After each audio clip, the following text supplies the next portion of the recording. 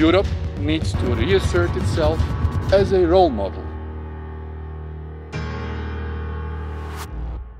Poštovani predsjedniče Europskog parlamenta, dragi Antonio, poštovani potpredsjednici, čelnici političkih skupina, zastupnici, poštovani predsjedniče Europske komisije, dragi Jean-Claude, poštovana ministrice bugarskoga predsjedanja Vijeća, dragi prijatelji. It's good to be back. It takes to leave the parliament to arrive at the podium. Drago mi je vidjeti prijatelje i osjetiti pozitivnu atmosferu Strasbourga. Zadovoljstvo mi je kao predsjedniku Vlade Republike Hrvatske govoriti danas o budućnosti Europe. Ove godine Hrvatska će obilježiti 5. godinu članstva u Europskoj uniji. To je prigoda za prisjećanje na naš zahtjevan proces pristupanja, kao i činjenicu da je Europska zajednica 15. siječnja 1992. godine međunarodno priznala Hrvatsku. Ona se time nakon 9 stoljeća kao neovisna država vratila na političku kartu svijeta, na raskršće Srednje Europe i Sredozemlja. Hrvatski narod taj dan, kao i dan pristupanja Europskoj uniji, i danas pamti s puno emocija. Pad Berlinskog zida označio je odbacivanje komunizma i pobjedu demokracije u cijeloj srednjoj i istočnoj Europi. Premda smo i mi težili povratku u okrilje demokratske Europe, to razdoblje i događaji početkom 90-ih bili su za Hrvatsku izrazito nepovoljni i teški. Na kraju 20. stoljeća, u srcu Europe, bili smo, nažalost, prisiljeni braniti svoju slobodu od vojne agresije. Opsada i razaranje Vukovara, prvog europskog grada uništenog nakon Drugog svjetskog rata, bombardiranje srednjevjekovnog Dubrovnika, tisuće ubijenih, ranjenih te stotine tisuća raseljenih trajno su obilježili to bolno razdoblje. U ratu, koji je završio 1995. Hrvatska je pretrpjela štete koje su dosegle 150% od predratnoga BDP-a. Možete samo zamisliti koliko je to usporilo našu društvenu i gospodarsku preobrazbu.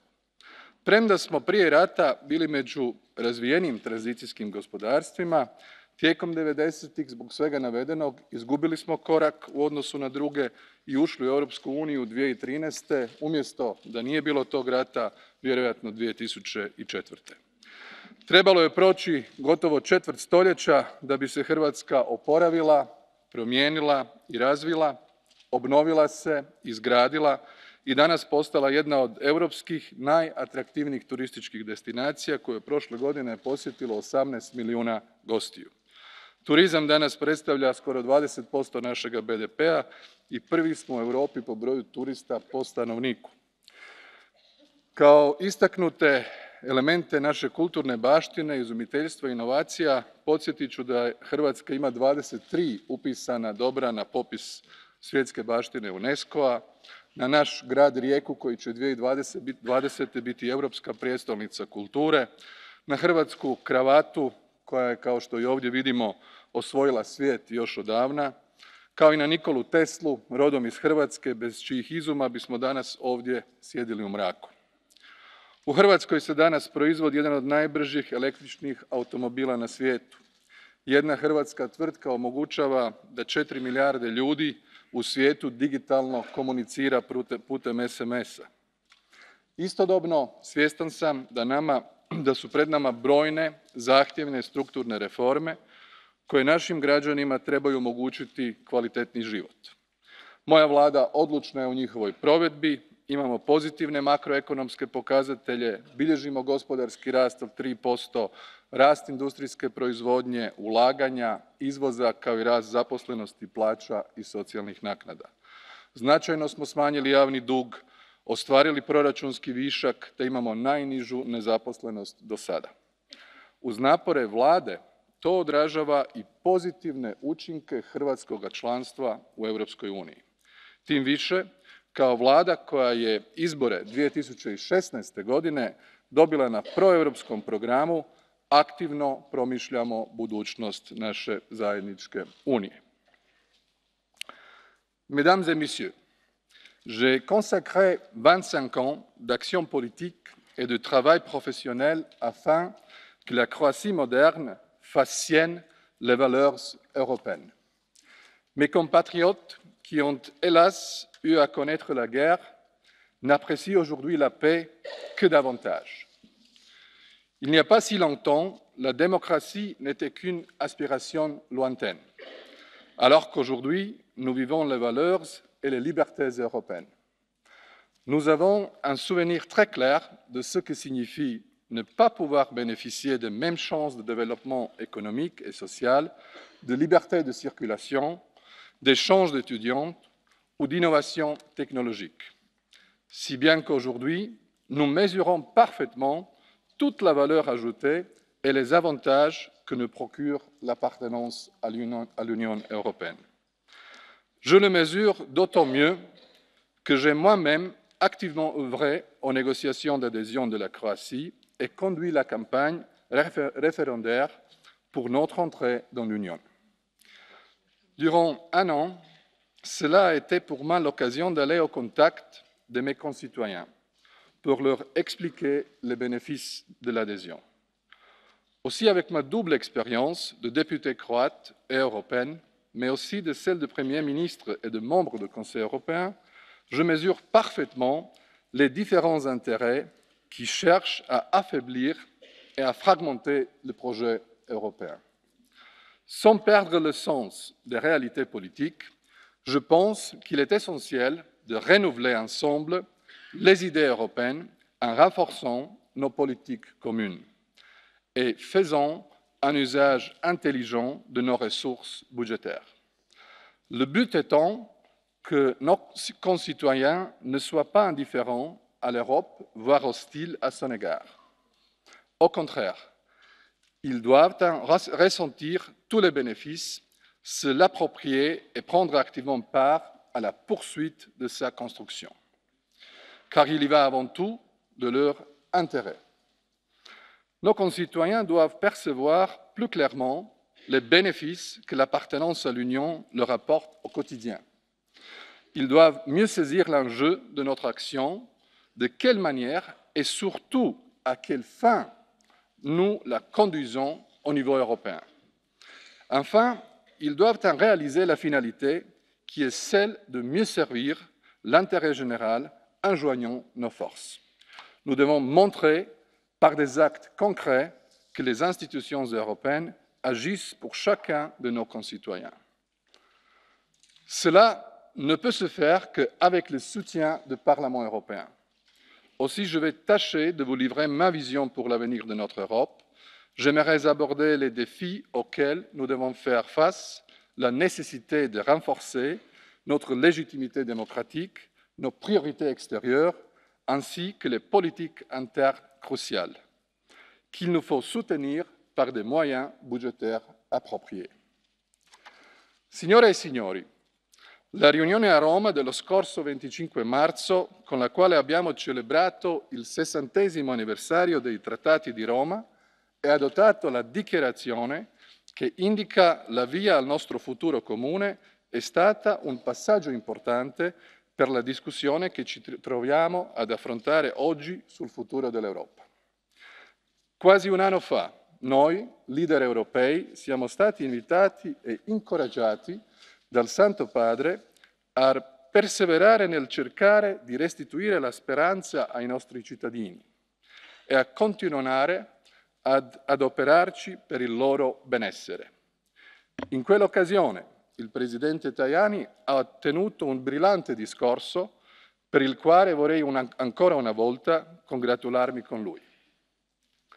Sicurezza, terrorismo, attacchi cibernetici, scontri nelle aree vicine, cambiamenti demografici e delle migrazioni in aumento, cambiamenti climatici, le disuguaglianze sociali o il gap digitale. Queste sono le sfide che affrontiamo quotidianamente e che impongono la necessità di adeguarvi le principali decisioni strategiche. Al giorno d'oggi queste sfide acquistano una nuova dimensione e pongono davanti a noi un nuovo compito, essere uniti nel dare la risposta. L'unità però non deve intendersi meramente come la somma numerica dei Paesi membri, ma deve essere rafforzata dalle nostre particolarità nazionali e dai raggiungimenti individuali. La stessa unità deve rispecchiarsi nelle nostre politiche e bilancio comuni, nonché nelle attività e nell'operato sinergico tra le istituzioni europee e gli Stati membri. Negli anni passati, i processi elettorali in varie parti d'Europa sono stati in buona parte contrassegnati dalla crescita del populismo e dell'euroscetticismo, come diretta conseguenza delle sfide di cui ho parlato. Dopo aver dimostrato che siamo in grado di affrontarle con successo, è importante proseguire sulla stessa strada per arrivare pronti alle elezioni del 2019 e per consolidare la fede nel progetto europeo. Mr. President, ladies and gentlemen, we must also work together to find answers to challenges posed by the United Kingdom's withdrawal from the European Union. As I repeatedly said in many occasions since 2013, before the referendum, I see this as a bad decision. It was a lose-lose situation for the United Kingdom and for the European Union as a whole. As a European, I respect it, but I regret it. The UK's exit is a result of populism and a campaign of disinformation which pointed to the consequences that the lack of information about the EU has on its citizens. I hope that the procedure, in accordance with Article 50, will lead to an agreement on orderly withdrawal to ensure legal security and clarity to citizens and business communities on both sides. It is particularly important to settle the rights of citizens on the basis of equal treatment. This means that Croatian citizens also must be treated equally when it comes to their access to the UK's labour market. We must maintain unity in the process of negotiations, and our future relationship should be based on our mutual interests.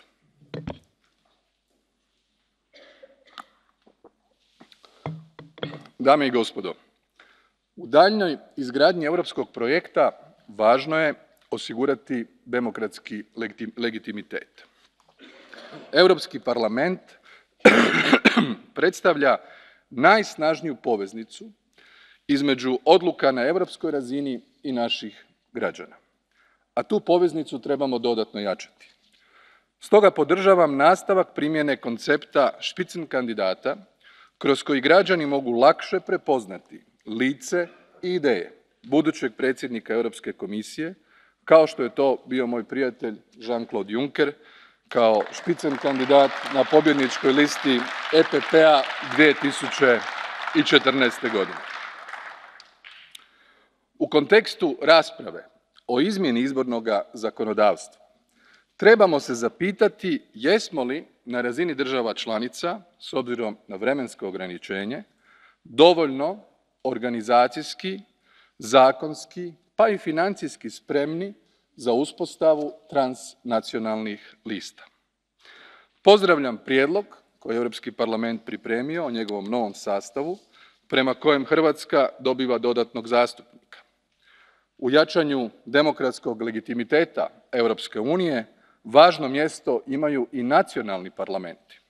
Stoga sam, nakon povratka u Zagreb, u Hrvatskom saboru uveo praksu plenarne rasprave nakon svakog formalnog sastanka Europskog vijeća.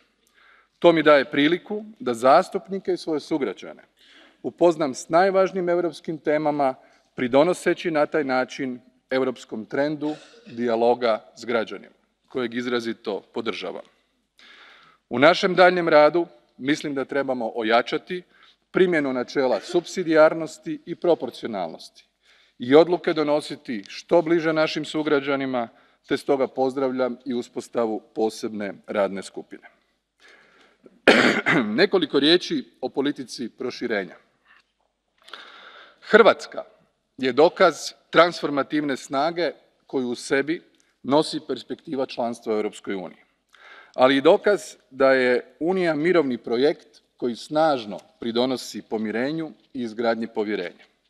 Upravo tu privlačnu snagu trebamo iskoristiti kako bismo svoje okruženje učinili boljim i otpornijim, a time i sebe jačim, sigurnim i prosperitetnim.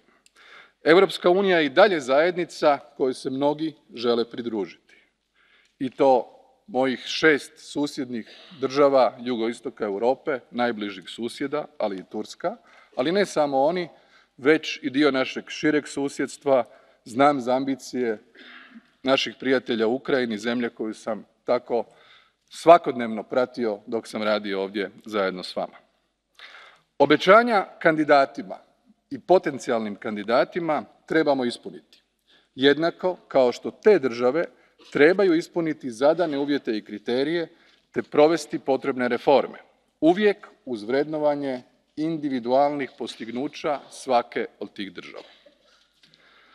Sehr geehrte Damen und Herren, es freut mich, dass die Europäische Kommission gerade heute eine neue Erweiterungsstrategie für den Westbalkan vorstellen wird.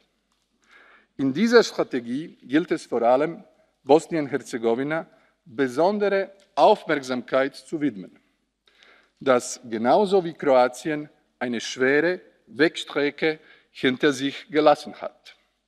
Es ist ein Staat mit einer spezifischen Staatsordnung, bestehend aus 3 konstitutiven Völkern, Kroaten, Bosniaken und Serben, deren gleichberechtigte Stellung zusammen mit den anderen Volksgruppen die Grundlagen für die Zukunft ist. Erst mit der festen Verankerung im europäischen Wertverständnis kann Bosnien-Herzegowina seinen Bürgern eine sichere und stabile Zukunft garantieren. Das wünscht sich auch der Großteil seiner Bürger, und zwar auf der Grundlage einer gleichberechtigten Wahlgesetzgebung. In unserer europäischen Nachbarschaft, im östlichen und südlichen Teil Europas, stehen wir vor großen sicherheitspolitischen Herausforderungen. Deshalb ist es das strategische Interesse aller EU-Mitgliedstaaten, seinen Nachbarn bei der Festigung und dem Ausbau einer prosperierenden, friedensorientierten, stabilen und vor allem demokratischen Staatsordnung zu helfen. Das ist der Einsatz, den wir alle geben müssen, um den Schutz und die Sicherheit der europäischen Bürger zu gewährleisten. Dame i gospodo, brojni izazovi i prijetnje traže snažniju, angažiraniju i asertivniju ulogu Europske unije u globalnim odnosima. Predanost međunarodnom poretku temeljenom na poštovanju demokracije, međunarodnog prava, vladavine prava i ljudskih prava ključna je investicija u jačanje uloge Unije kao globalnog čimbenika i promicatelja multilateralizma. Za ostvarenje naših globalnih ambicija trebamo snažniju, djelotvorniju zajedničku vanjsku, sigurnosnu i obrambenu politiku. Jednako važna je naša razvojna pomoć kojom kao globalni lideri pridonosimo ispunjavanju UN-ovih ciljeva održivog razvoja. Resurse za to imamo, a vjerujem i političku volju da to i ostvarimo. Teroristički napadi na europskom tlu, ali i druge prijetnje pokazuju da je Europa ranjiva, te da se o svojoj sigurnosti treba brinuti unutar, ali i izvan svojih granica. Tome će pridonijeti daljnje jačanje naših obrambenih sposobnosti i suradnje na sigurnosno-obrambenom polju. Stoga pozdravljam uspostavu stalne strukturirane suradnje u čijim će projektima, i to 5 konkretnih, Hrvatska sudjelovati. Jačanje suradnje i koordinacije sa Sjevernoatlantskim savezom ostaje ključno uz osiguranje kompatibilnosti, sinergije i učinkovitosti zajedničkog djelovanja. Zaštita vanjskih granica Unije jedna je od naših najvažnijih zadaća. Mjere koje s tim ciljem donosimo na europskoj razini trebaju osigurati jednak tretman svih članica i svih građana. Puna provedba sustavnih provjera na granici između članica, kada je samo jedna od njih u schengenskom prostoru, a to je primjer Hrvatske i Slovenije ili Hrvatske i Mađarske, pokazala je da može biti problem za slobodu kretanja unutar Europske unije. No, otvorenom i iskrenom suradnjom i partnerstvom između ove tri zemlje te probleme smo uspješno riješili. Hrvatska već sada daje svoj doprinos zaštiti vanjskih granica, a naš sljedeći veliki ključni europski cilj je ulazak u schengenski prostor. Stoga u tome podržavamo i naše prijatelje iz Bugarske i Rumunjske. Naša je ambicija ispuniti schengenske kriterije što skorije i time otvoriti put za odluku Vijeća, a pritom očekujem i vašu podršku ovdje u Europskom parlamentu.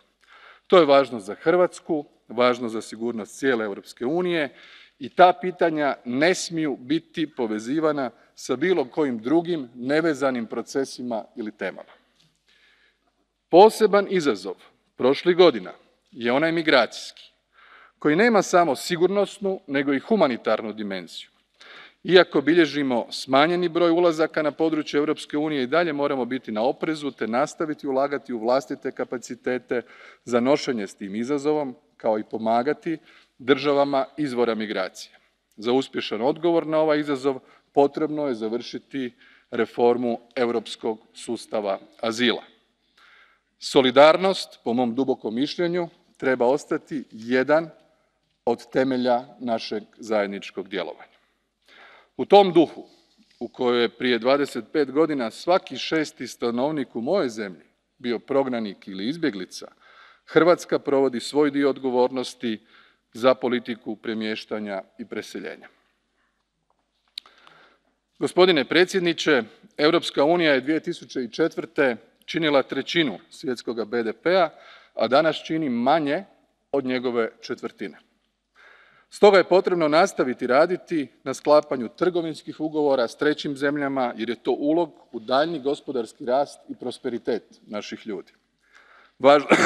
Važno je jačati odnose s ključnim strateškim partnerima te daljnje produbljivati transatlantske veze. Jedno od naših najvećih postignuća je unutarnje tržište. Ono je u srcu europskog projekta i ključno je za konkurentnost našega gospodarstva. Nakon više godina zastoja zbog globalne financijske krize i recesije vratio se gospodarski rast. U Davosu prije 2 tjedna konstatirali smo da raste svjetsko, raste europsko, ali drago mi je da raste i hrvatsko gospodarstvo i važno je zadržati taj trend. Mjere koje proizlaze iz strategije jedinstvenog tržišta naša su zajednička odgovornost, a na unutarnjem tržištu potrebno je zaustaviti diskriminatornu praksu standarda u kvaliteti hrane i ostalih proizvoda, jer ne možemo imati unutar naše Unije dvije kategorije potrošača. Uz intenziviranje mjera za produbljivanje unutarnjeg tržišta u svim aspektima potrebno ga je prilagođavati suvremenim izazovima, a posebno digitalnom dobu u kojem živimo. Stoga trebamo čim prije izgraditi funkcionalno, jedinstveno digitalno tržište kako bismo dali poticaj novim poslovima, povećali konkurentnost, ulaganja i inovacije.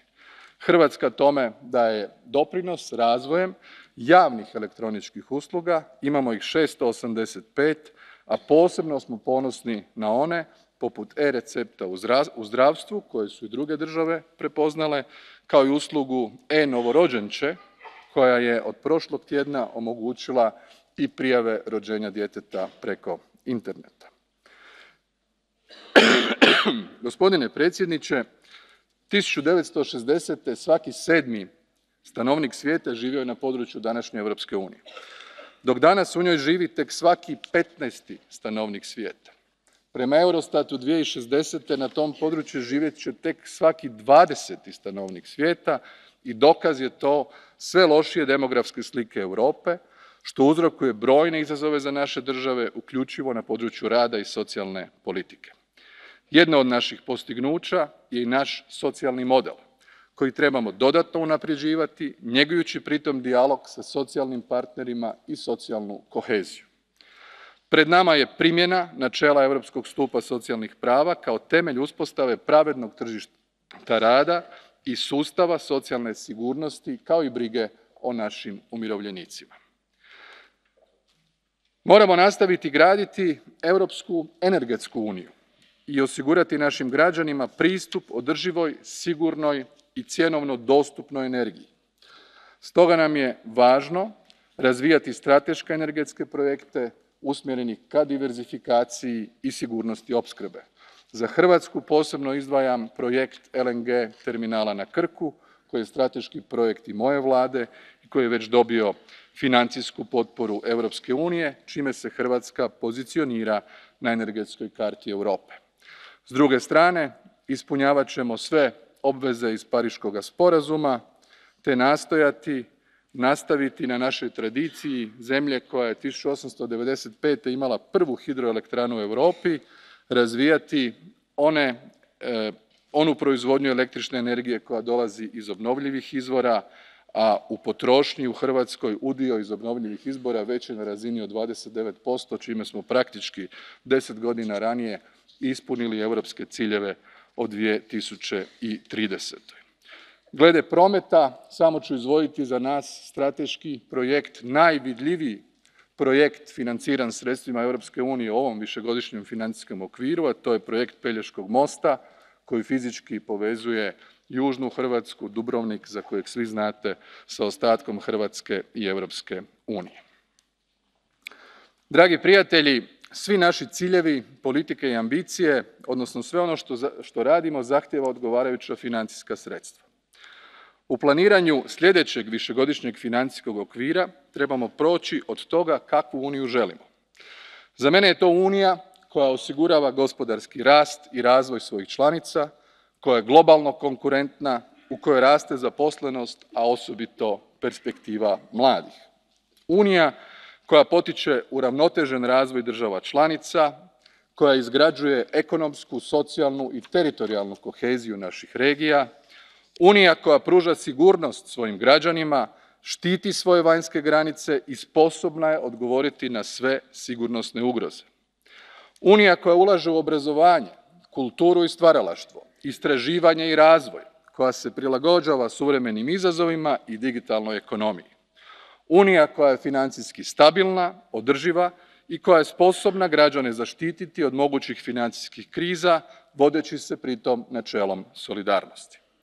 Konačno, Unija koja je ključni politički akter u globalnom upravljanju, s obrambenim sposobnostima, promotor slobodne trgovine, lider u razvojnoj pomoći, zaštiti okoliša i borbi protiv klimatskih promjena. U sljedećem višegodišnjem financijskom okviru temeljni princip financiranja treba biti europska dodana vrijednost. I stoga elemente postojećeg sustava vlastitih sredstava koji dobro funkcioniraju i koji održavaju načela jednostavnosti i transparentnosti trebamo zadržati, a u kontekstu uvođenja novih vlastitih sredstava trebamo izbjeći stvaranje dodatnog poreznog opterećenja za građane. Premda Hrvatska još nije članica europodručja, Hrvatska želi pridonositi daljnjem razvoju ekonomske i monetarne unije. U lipnju 2017. izašli smo iz procedure prekomjernog proračunskog manjka, te nastavljamo provedbu nacionalnog programa reformi s ciljem ubrzanja realne konvergencije prema europodručju i otklanjanja prekomjernih makroekonomskih neravnoteža. Pridruživanje europodručju strateški je cilj Hrvatske. Vlada i Hrvatska narodna banka prezentirali su strategiju uvođenja eura, čime je otvoren proces javnih konzultacija. Hrvatska već danas ispunjava skoro sve kriterije za uvođenje eura, te je naš cilj najprije ući u tečajni mehanizam, takozvani Exchange Rate Mechanism 2, i to što prije. Hrvatski sabor je u siječnju ove godine ratificirao ugovor o stabilnosti, koordinaciji i upravljanju u ekonomskoj i monetarnoj uniji, a ja sam imao čast u prosincu sudjelovati kao prvi predstavnik Hrvatske na Euro Summitu. Mr. President, distinguished colleagues, in conclusion, I would like to point out that our dialogue on the future of the European Union is as important as the outcome of this process. We saw the reflection documents produced by the Commission, we listened to our citizens, we talked to each other at the levels of parliaments and governments. Many ideas are being discussed and different scenarios are being considered. Our path to the future should be a way forward and not backward. Croatia joined the European Union to be an active and responsible member, to work with other partners to further build and develop the European project. Croatia, which longed so much to again be part of Europe, today wants to be a part of its inner circle. That's why I underline Schengen and the Eurozone. This is the reason behind our decision to participate in PESCO, and that is the reason why our next goals are exactly, as I said, Schengen and Euro. I wholeheartedly work on achieving these goals every day, together with the colleagues of my government, convinced that this is in the best interest of the Croatian citizens. In further building our future, equality is important to all of us. Equality of states, citizens and opportunities.